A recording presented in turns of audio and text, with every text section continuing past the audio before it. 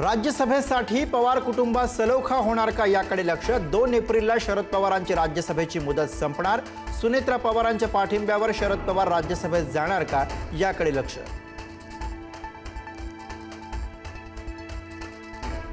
राष्ट्रवादीचं अध्यक्षपद पवार कुटुंबाकडेच राहावं आणि ते सुनेत्रा काकींकडेच राहावं ही पवार परिवाराची इच्छा। आमदार रोहित पवारांचं मोठं विधान।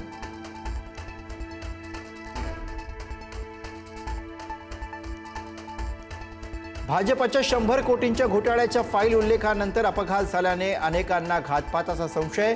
माजी मुख्य अभियंता विजय पांढरे यांचं वक्तव्य, सरकार चौकशी अहवाल मर्जीनुसार तयार करून घेईल अशीही व्यक्त केली भीती।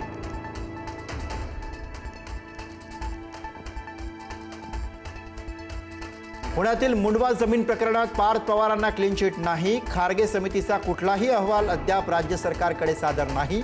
महसूल मंत्री चंद्रशेखर बावनकुळे यांची माहिती।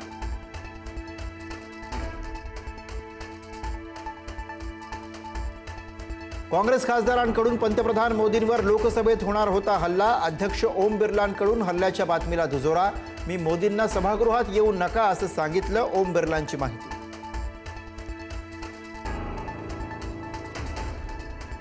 मोदींवरील हल्ला हा भाजपचा खोटारडेपणा। मोदींवर हल्ला करण्याचा कोणताही हेतू नव्हता, भाजपचे आरोप प्रियंका गांधी यांनी फेटाळले। आम्ही आपला बॅनर घेऊन त्या ठिकाणी उभं होतो। आमचं म्हणणं हेच आहे की ज्या वेळेला आम्ही ते बॅनर घेऊन उभं होतो मग घाबरण्याचा प्रश्न काय।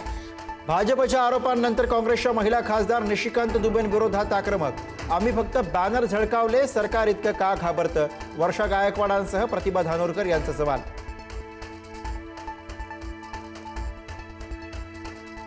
पंतप्रधान मोदींच्या राज्यसभेतील भाषणावेळी विरोधकांची घोषणाबाजीनंतर विरोधकांचा सभात्याग, तर काही लोक थकले, पंतप्रधानांचा टोला।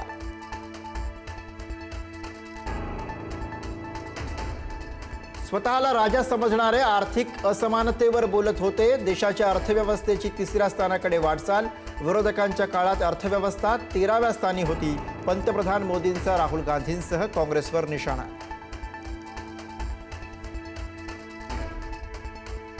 काही दिवसातच जयंत पाटील भाजपत येणार, सदाभाऊ खोत यांचा दावा। तर 10 पक्ष बदलणारे माझ्यावर बोलणार का, जयंत पाटलांचा टोला।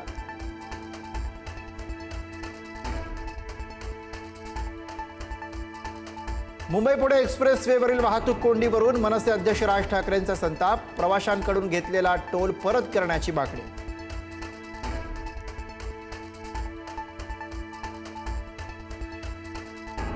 चंद्रपूर काँग्रेसमधील महापौर पदाच्या वादावर अखेर तोडगा। धानोरकर आणि वडेट्टीवार गटाला अडीच वर्ष महापौर पद। महापौर पदासाठी ठाकरेंच्या शिवसेनेनेही भरला अर्ज।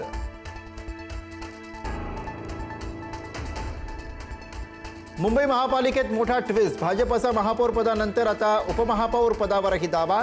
तर ठाकरेंची शिवसेनाही महापौर आणि उपमहापौर पदासाठी उमेदवारी देण्याची शक्यता।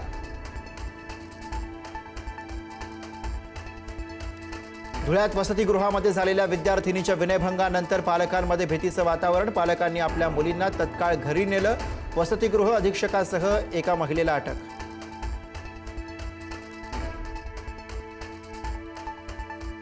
साईबाबांच्या शिर्डीत मानाचा अश्वरिंगण सोहळा। दैदिप्यमान सोहळ्यामुळे शिर्डीमध्ये वारी परंपरेचा एक नवा अध्याय सुरू। आता शिर्डीमध्ये दरवर्षी रंगणार सोहळा।